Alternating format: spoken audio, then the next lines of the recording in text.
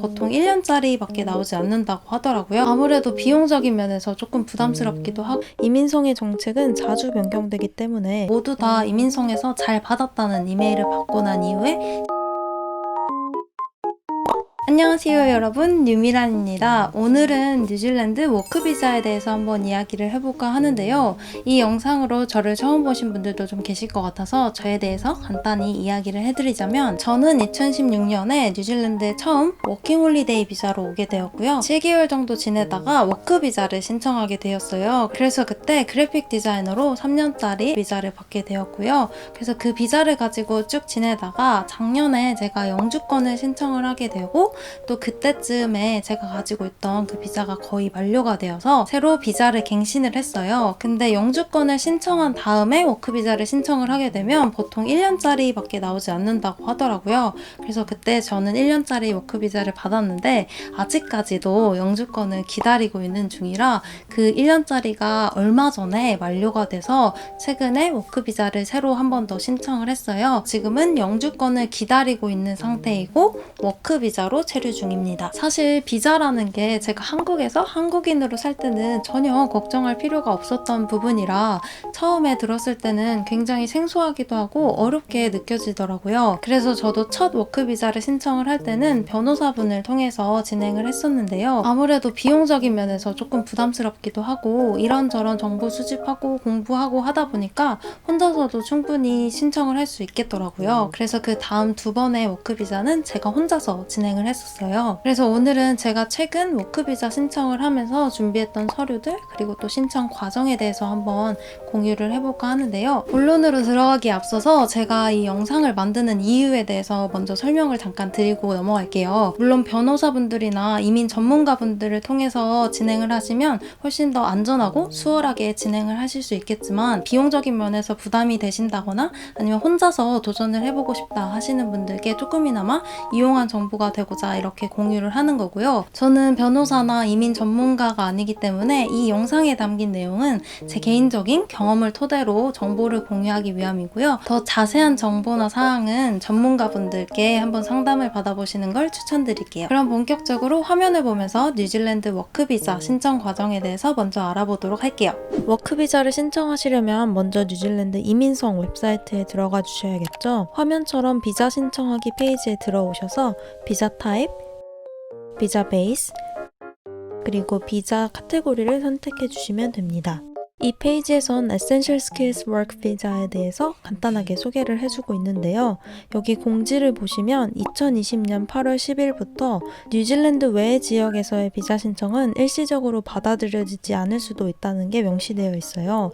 이민성의 정책은 자주 변경되기 때문에 이런 공지를 잘 읽어주셔야 됩니다. 그럼 Essential Skills Work 비자에 대해서 간단히 알아볼게요.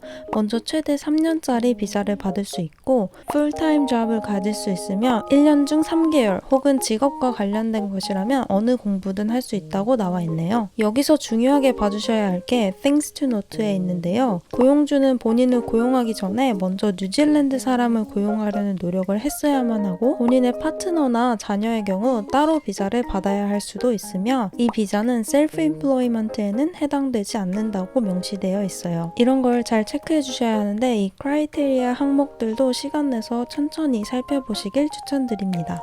그럼 저는 바로 신청하기로 가보도록 할게요. 아이디가 없으신 경우 신청을 위해서 하나 만들어주세요. 그리고 로그인을 하면 이런 화면이 나오는데요. 여기서 워크비자로 가주세요. 그럼 어플리케이션을 신청하기 이전에 앞서서 한번 확인하는 절차가 있는데요. 지금 현재 신청하고 싶은 비자가 이 카테고리 안에 있는지 한번 확인을 해주시고 맞다면 Yes를 체크해 주시면 됩니다. 그리고 밑에는 마스터카드나 비자카드 이런 페이를 할 수 있는 방법이 있는지 체크해 주시면 되고 아래는 호주 시민권자인지 아니면 영주권자인지 물어보고 있는데 저는 한국 시민권자이기 때문에 NO를 체크해 줍니다. 이렇게 되면 이제 정말 신청을 시작할 준비가 된 건데요. 그럼 지금부터는 제가 신청할 때 썼던 신청서 캡처본을 보면서 하나하나 체크해 보도록 할게요. 가장 첫 번째로는 기본적으로 신분 확인과 연락처를 확인하는 단계입니다. 이 부분에 있어서는 어려운 점 없이 기본적인 정보들을 요구하고 있는 거기 때문에 빠르게 스킵해 보도록 할게요. 본인 외에 함께 신청할 신청자가 있는지 물어보고 있는데요. 저는 개인으로 그냥 혼자 저를 신청하는 거기 때문에 no를 체크해줬고, 그리고 마지막으로 declaration 한번 읽어보시고 동의합니다에 체크해주시면 다음 단계로 넘어가실 수 있어요. 다음으로는 현재 일을 하고 있거나 잡오퍼를 받은 work에 대한 디테일 사항들을 기입하는 란인데요. 저는 essential skills 비자이기 때문에 1번을 체크해줬는데 여러분들께서 해당하는 항목으로 체크를 해주시면 되고, 저는 제가 신청했던 Essential Skills 비자를 기준으로 해서 한번 보여드릴게요. 여기서 좀 중요한 게 이 job 포지션을 정말 잘 적어주셔야 돼요. 여기 아래 보시면 NGESC Occupation Number를 적어달라고 하는데 이 넘버에 해당하는 job 타이틀이 있어요. 본인의 포지션에 있는 이름이 매치가 되어야 합니다. 그래서 이 부분 주의해서 적어주시면 좋을 것 같아요. 이 employer에 대한 정보, 특히 뉴질랜드 비즈니스 넘버 같은 경우 인터넷에 검색해서 확인을 할 수도 있긴 하지만 조금 더 정확한 정보를 기입해야 하기 때문에 고용주분께 여쭤봐서 함께 작성을 하는 걸 추천드릴게요. 그리고 또 여기서 중요한 부분이 나오는데요. 아까 말씀드렸듯이 고용주분께서는 뉴질랜드 사람을 고용하려는 노력을 했다는 증거를 갖고 계셔야 돼요. 그래서 광고를 어느 정도 했다던가 뭐 그런 증거물을 제출을 해주시는 게 좋은데, 요게 바로 요 첫 번째에 해당하는 거예요. 그래서 사람을 구하려는 애드버타이징 했던 증거물들이 있으시면 그 캡처본이나 아니면 프린트를 스캔하셔서 넣어주시면 되고, 그게 아닌 다른 항목에 본인이 해당하신다면 그거를 체크해 주시면 되는데, 저 같은 경우에는 제가 현재 소지하고 있던 워크비자 만료기간이 아직 남아 있었고 또 영주권을 신청했던 상황이기 때문에 이 항목을 체크해 줬습니다. 그리고 이 아래의 디테일한 정보들은 본인의 상황에 따라서 적어주시면 되고요. 그 다음으로는 건강 상태에 대한 정보인데요. 이 부분은 뭐 크게 어려운 건 없으니까 천천히 읽어보시고 본인의 상황에 해당하는 거에 체크해 주시면 될 것 같아요. 그리고 그 다음으로는 캐릭터에 대한 정보들이 쭉 나오는데 이것도 뭐 크게 어려운 건 없으니까 천천히 읽어보시고 체크해 주시면 되고, 그리고 그 다음으로는 워크비자에서 굉장히 중요한 경력에 대한 항목인데요. 저는 현재 일을 하고 있기 때문에 YES라고 체크를 해줬고, 요 밑에는 지금 현재 일을 하고 있는 업무장에 대한 디테일을 적어주시면 되고, 이 전에 썼던 항목과 크게 다른 건 없기 때문에 그대로 복사해서 붙여주시면 되고요. 그리고 이 밑에는 이전에 업무 경력이 있으신 분들께서는 차근차근 채워주시면 되는데, 여기서 또 하나 조금 신경 써주셔야 되는 게 이전에 썼던 본인의 잡 포지션 있잖아요. 그 타이틀과 모두 매치가 되는 게 좋아요. 정확하게 똑같진 않더라도 최대한 매치를 해서 올려주시는 게 혼란을 좀 줄일 수 있기 때문에 그 부분 주의해 주시면 좋을 것 같아요. 그래서 저 같은 경우에는 다 그래픽 디자이너로 통일을 해주었습니다.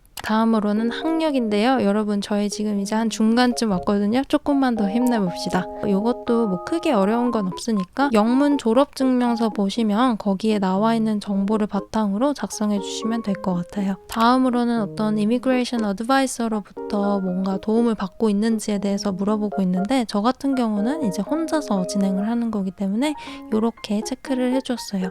여러분 이제 거의 다 왔습니다. 이제 증거물들만 잘 정리해서 업로드를 해주시면 되는데요. 여기서 정말 집중해서 잘 올려주셔야 돼요. 이제부터 뉴질랜드 워크비자 신청할 때 준비 서류에 대해서 이야기를 해보도록 할게요. 이 페이지를 보시면 친절하게 어떤 증거물들을 제출을 해야 하는지 이 옆에 디스크립션을 잘 써놨어요. 그래서 요거를 참고하셔서 천천히 이 가이드만 따라서 올려주시면 되는데요. 여기서 소소하게 팁이라고 하면 팁이라고 할 수 있는데, 이 증거물들을 저장할 때 파일명을 깔끔하게 잘 정리해서 올려주시면 이민관이 체크를 할 때도 조금 더 수월하기 때문에 파일명도 좀 깔끔하게 올려주시는 걸 추천해드립니다. 그리고 이 INZ 1113 폼 같은 경우에는 고용주분께서 작성을 해주셔야 해요. 그래서 이 폼은 이민성 웹사이트에 가시면 다운로드 받으실 수 있거든요. 그래서 다운로드 받으셔서 고용주분께 부탁을 해서 작성을 해주시면 됩니다.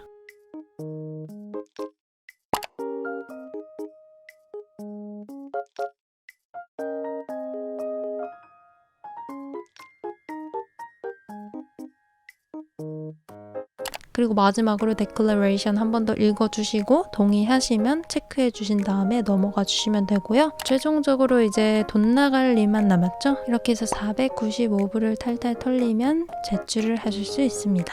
그러면 감사합니다라는 인사와 함께 어플리케이션 넘버를 받게 되어요. 이 어플리케이션 넘버로 나중에 본인 신청서가 어떻게 진행되고 있는지 확인할 수 있기 때문에 꼭 기억해 두시는 걸 추천해 드릴게요. 저는 지금까지 총 3번의 워크비자를 신청을 했었는데요. 모두 다 이민성에서 잘 받았다는 이메일을 받고 난 이후에 10일 이내로 결과를 받았습니다.